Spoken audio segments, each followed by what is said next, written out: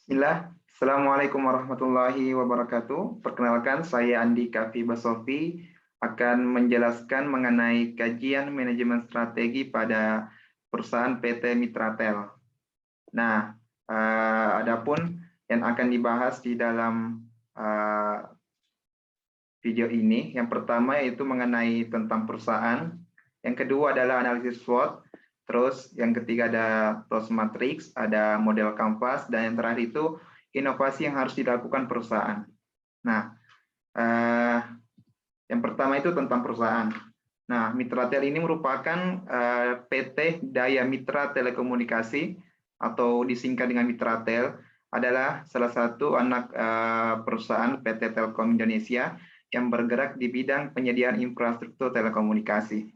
Nah, Mitratel ini mulai menapaki bisnis menara telekomunikasi sejak tahun 2008. Sampai saat ini, Mitratel telah mengelola lebih dari 28.000 menara telekomunikasi yang tersebar di seluruh Indonesia. Nah, semua operator seluler Indonesia telah menjadi tenan dengan menempatkan perangkat base station ini di menara Mitratel. Adapun produk yang disediakan oleh perusahaan Mitratel ada dua, yaitu ada penyewaan menara, dan yang kedua adalah bisnis lain terkait menara. Nah, dalam penyewaan menara ada makro tower. Makro tower itu merupakan layanan penyewaan tower dengan membangun makro cell tower yang baru yang menyesuaikan pada lokasi dan spesifikasi yang diinginkan oleh klien sebagai penyewa pertama. Nah, makro tower ini juga adalah pembangunan small cell tower yang baru, baik untuk solusi di dalam maupun luar ruangan. Dan yang ketiga ada colocation, yaitu layanan penyewaan tower dengan menawarkan tower milik Mitratel yang sudah ada untuk dimanfaatkan oleh penyewa atau pihak kedua atau ketiga. Nah, yang terakhir itu dalam penyewaan menara ada di bidang reseller. Nah, layanan penyewaan tower dengan menawarkan tower pihak ketiga untuk kemudian dimanfaatkan oleh penyewa berikutnya. Maksudnya yang kedua dan ketiga. Nah, produk yang kedua dalam bisnis lain terkait menara ada project solution, yaitu layanan terkait menara telekomunikasi yang ditawarkan oleh Mitratel sebagai layanan one-stop solution. Dan ada managed service, yaitu proses dan fungsi outsourcing di perusahaan yang bertujuan untuk meningkatkan performa bisnis. Nah, ada terakhir yaitu ada digital service, yaitu menyediakan layanan digital yang memanfaatkan teknologi digital seperti mini data center dan atau edge computing gitu.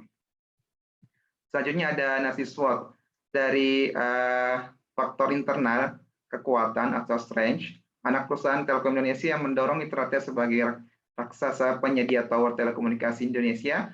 Semua operator seluler Indonesia telah menjadi tenan dengan menempatkan perangkat BTS di menara Mitratel dan memiliki SDM yang kompetitif dan coverage jaringan Telkom meliputi seluruh Indonesia. Dan Mitratel telah mengelola lebih dari 28.000 menara yang tersebar di seluruh Indonesia. Adapun kelemahan atau weakness, yaitu harga layanan yang lebih mahal, baru melakukan IPO pada 2021 dan masih sepi peminat di November 2021. Terhitung sebagai perusahaan penyedia layanan telekomunikasi yang baru di Indonesia. Adapun peluang atau opportunities, yaitu pemerataan jaringan dengan kebutuhan tower Indonesia masih berpotensi tinggi, dan ketersediaan tower di luar Jawa masih belum maksimal, brand image yang baik dan dikenal masyarakat, perusahaan yang baru mulai IPO di investasi saham. Ya, yang untuk ancamannya itu tersedia berbagai perusahaan penyedia menara di industri yang sama. Yang kedua ada kondisi ekonomi negara dan global, proses akuisisi dengan warga yang sulit di area-area tertentu. Yang terakhir itu ada perubahan tren telekomunikasi yang dinamis. Nah, selanjutnya itu pembahasan mengenai TOS matrix. Di sini kita akan melihat dari SWOT-nya dan menentukan strategi antara strength antara keempat SWOT ini. Yang pertama itu strategi atau strength opportunities. Sesuai dengan yang dijelaskan tadi pada SWOT, maka dalam strategis ini kita mendapatkan dua strategi, yaitu ada eksekusi ke daerah-daerah kecil demi memenuhi kebutuhan pasar. Yang kedua yaitu ada fokus pada penyediaan perangkat tower 5G karena sekarang lagi booming-boomingnya teknologi 5G. Terus untuk weakness, opportunities, yang strateginya ada dua yang kita usulkan, yaitu meningkatkan daya tarik investor terhadap mitra tel. Yang kedua, meningkatkan layanan dengan membuat suatu aplikasi sebagai tempat pemesanan produk, info maintenance, dan upgrade produk. Dan yang ketiga ada strength, trades strategis, ada dua juga, yaitu selalu terdepan dalam menyediakan produk teknologi terbaru, mengikuti transformasi teknologi yang semakin cepat. Dan yang kedua itu meningkatkan kerjasama dengan mitra yang berkompeten dalam menghadapi pesaing. Dan untuk weakness trades ada dua juga, yaitu melakukan pelatihan bagi karyawan yang langsung turun ke lapangan untuk melancarkan proses akuisisi lahan. Dan yang kedua ada melakukan promosi diskon produk mitra tel untuk meningkatkan pasar. Nah, selanjutnya itu ada bisnis model canvas dari key partners. PT Mitra Tel ini ada beberapa partner, yaitu ada perbankan, BNI, Mandiri, dan lain-lain seperti BRI, dan ada perusahaan yang di atasnya itu PT Telkom Indonesia, ada Bukaka sebagai publication-nya, ada Telkom Infra Project, ada operator telekomunikasi seperti Telkomsel, Tri, dan lain-lain begitu. Nah, key activities ada penyewaan menara, bisnis lain terkait menara, digital service, project solution. Nah, untuk key resources ada PT Telkom Indonesia, karyawan yang kompeten, kemitraan yang luas, dan key proposition ada penyelesaian tower yang cepat dan sesuai dengan klien, operation and maintenance yang cepat dan handal, dan yang terakhir ada colocation dan reseller.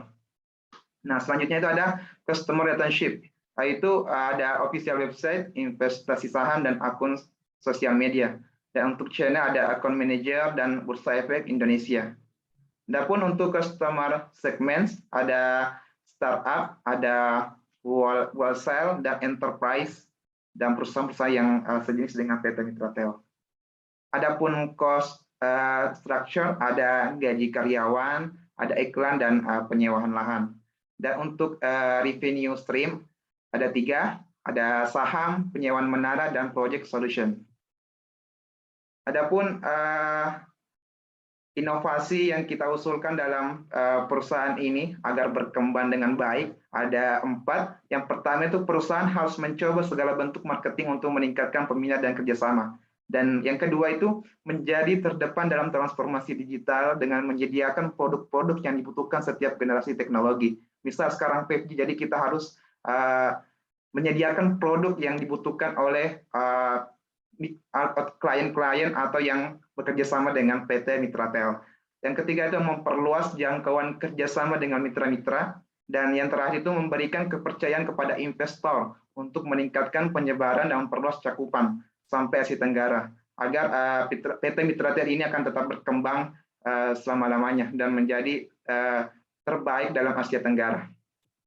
Mungkin itu saja penjelasan mengenai yang saya jelaskan tadi. Semoga bermanfaat. Terima kasih. Assalamualaikum warahmatullahi wabarakatuh.